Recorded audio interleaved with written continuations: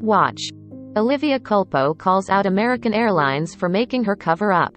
Regina King as a workhorse. There's no more delicate way to describe the sort of person who can sustain a career like hers, one that's not just still surviving some 30 years after it began, but truly thriving.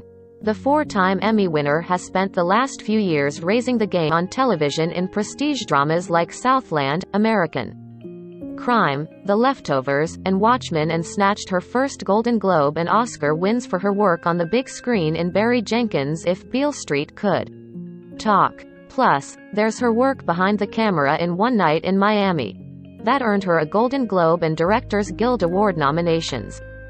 Amid all the accolades that have been thrown the actress' way these last few years, and rightfully so, mind you, it's easy to overlook how things could have gone quite differently for King if it weren't for her tenacious commitment to honesty, her unwillingness to settle for the sure thing, and her unwavering need to keep the private things private. Born in 1971 and raised in Los Angeles, King's parents divorced when she was just 8, and with her father Thomas, who had 2 older daughters from a previous marriage, largely out of the picture, it fell to Mother Gloria, a special education teacher, to raise her and younger sister Regina on her own. My parents' conduct during and after their divorce, from the constant fighting to their eventual estrangement, was very disappointing and hurtful to me. I was more disappointed and even more hurt when my father seemed to just drift out of our lives.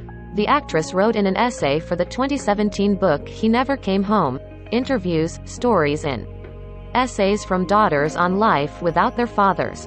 I only realized much later that the divorce really had little to do with that. It had more to do with who he was as a. While Dad was drifting further and further away, Mom was encouraging her daughters to follow their dreams, enrolling them in acting classes. My sister and I, we definitely allowed to dream big. My mother put no restrictions on that, King told USA Today in December 2018 before relating her own mom to her character in Beale Street. As far as that comforting feeling that Sharon gives, my mom definitely had that. By 1985, Shed gotten her big break, playing the role of Brenda Jenkins in the hit NBC series 227, handpicked by star Marla Gibbs to play her daughter. That same year, her sister landed a gig of her own on the syndicated sitcom What's Happening Now, a sequel to ABC's What's Happening. It was an exciting time for us, but our dad wasn't around very much. I can count on one hand the number of times he came to any of our tapings, King wrote. That was definitely upsetting, but I never spoke up about it. I guess I just hoped things would somehow get better. Just barely a teenager and with her father becoming less of a presence in her life, King turned to a co-star for the sort of guidance a girl might look to find in her dad. I credit my former co-star Hal Williams with being a wonderful influence.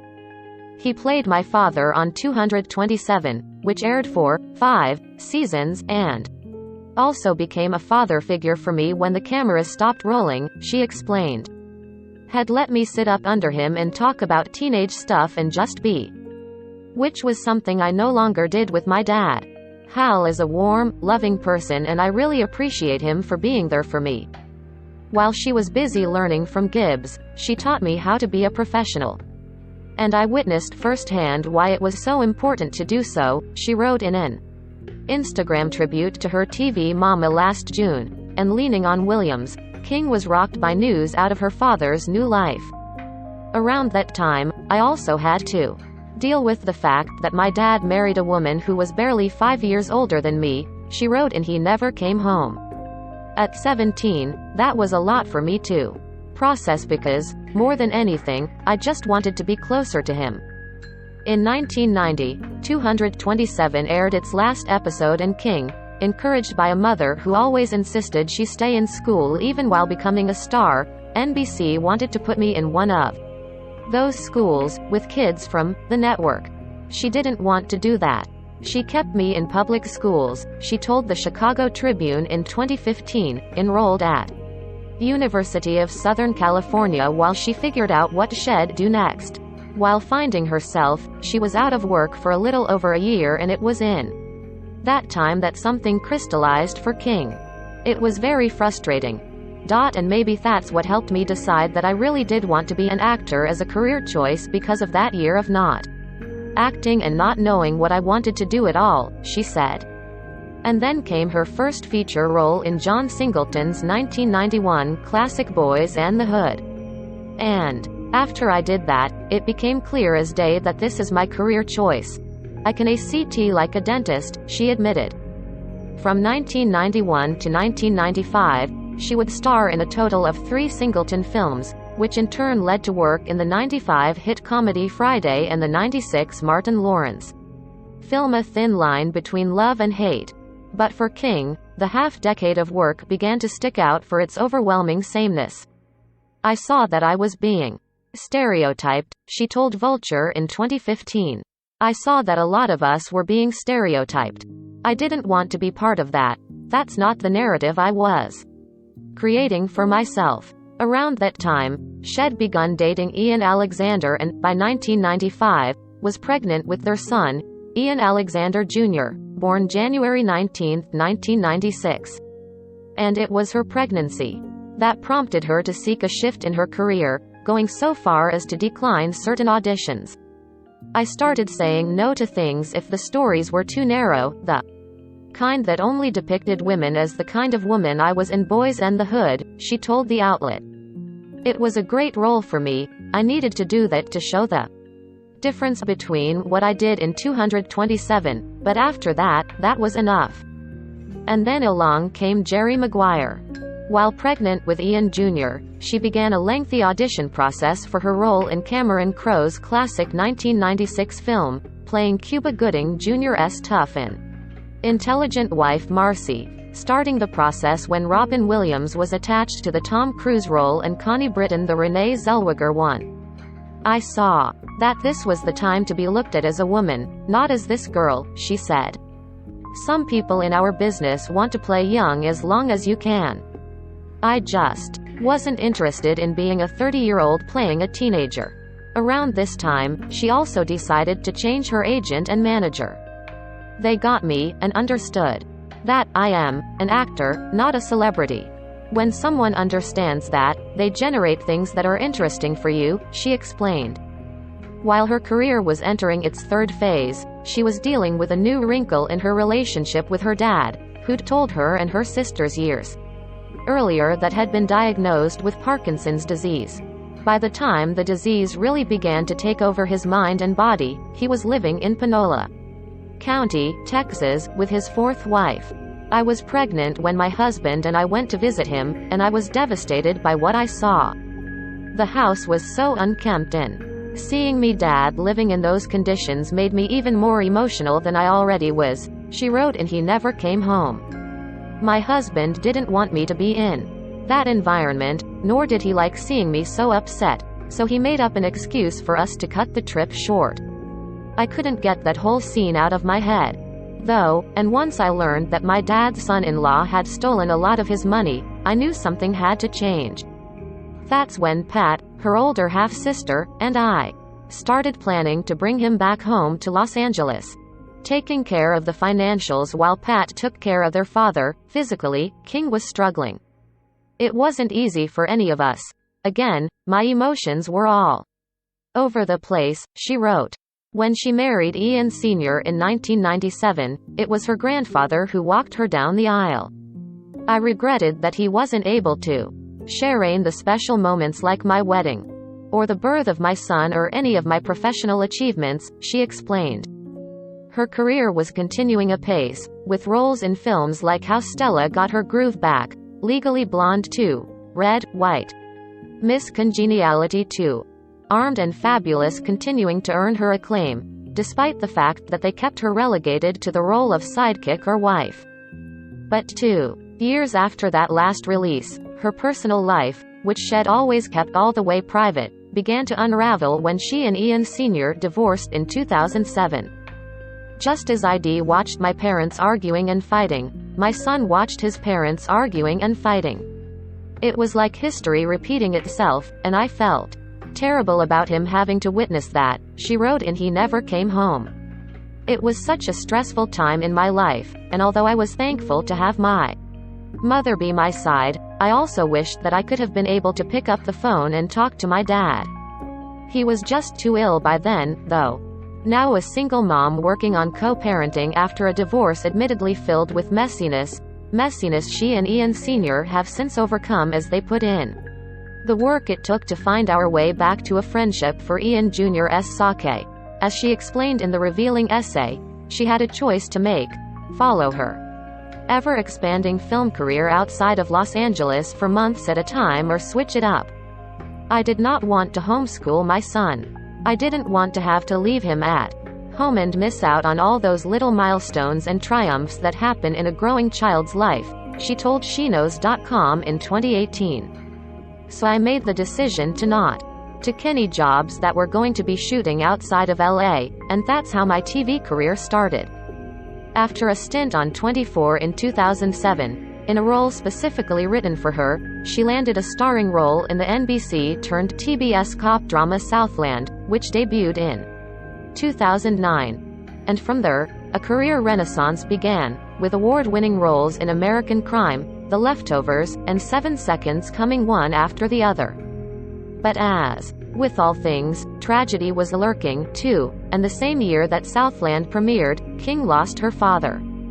He was 80 years old when he lost his battle with Parkinson's, and I think about him often, especially when I hear a Michael Jackson song she wrote and he never came home. They died during the same summer, in 2009, just months apart. Sometime shortly after her divorce, she began dating again, this time with fellow former child actor, The Cosby Show star Malcolm Jamal Warner.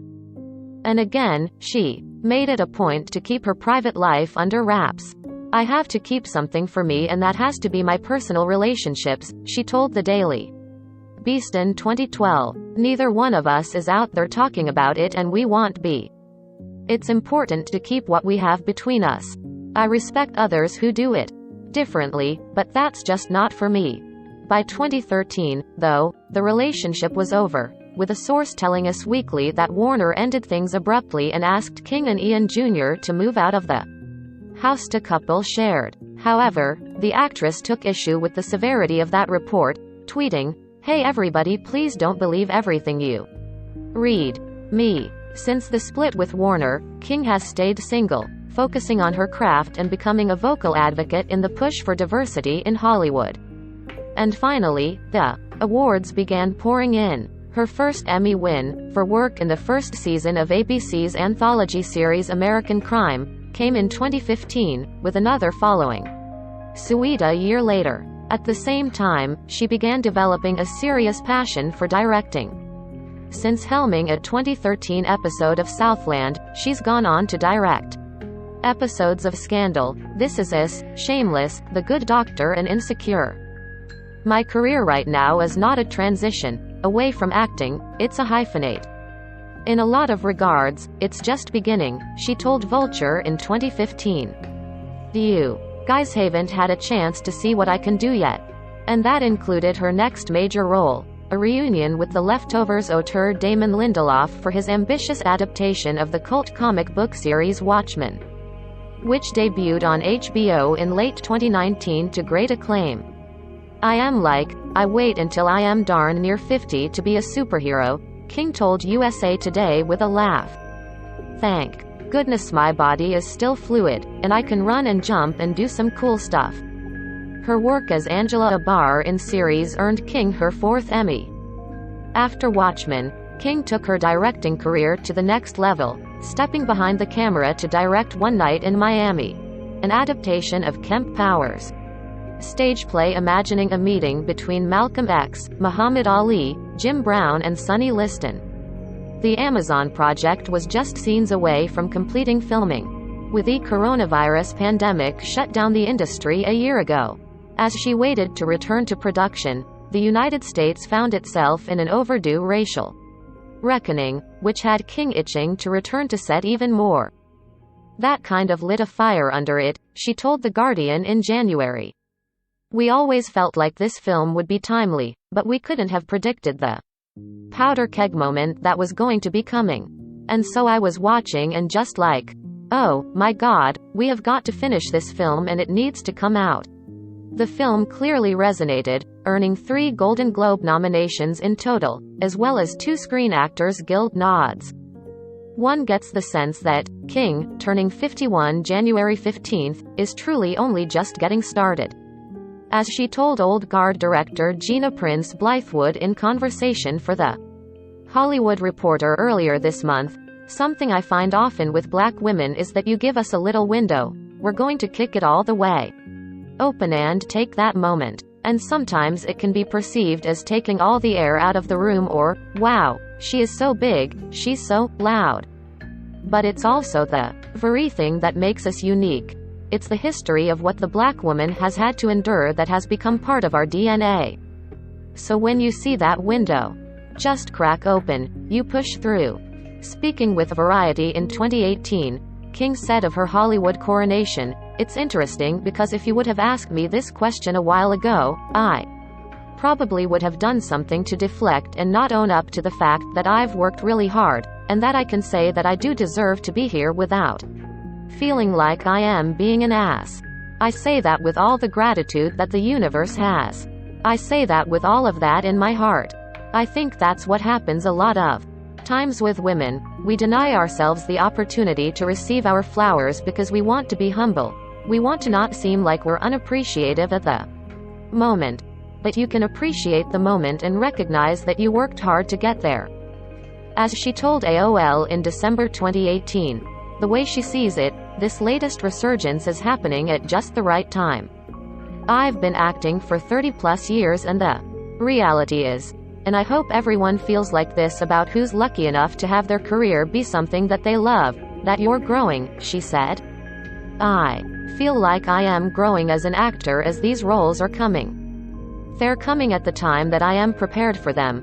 The universe has prepared me for them, so I am just riding it. I am listening to the universe, and I am riding love all the way."